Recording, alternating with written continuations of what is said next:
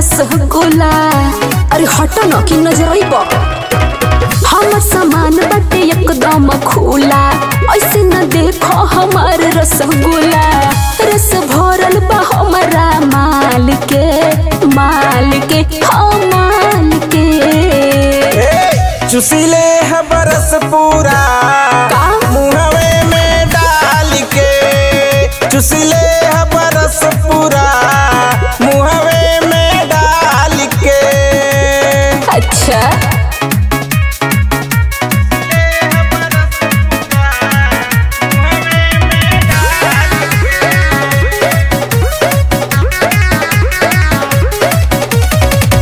बड़ बड़ सामान बाटे मुँह में नयाटी। लइका जानी बूझा हमके मर्द है खाटी।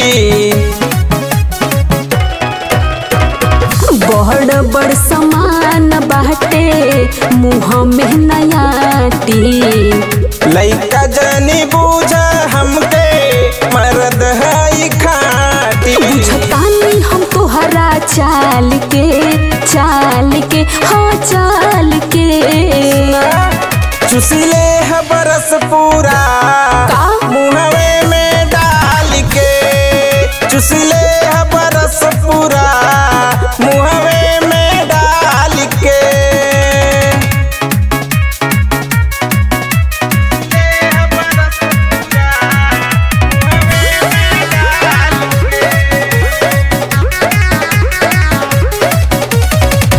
गोल गोल बाटे भरल पोरे पोरे रस हो।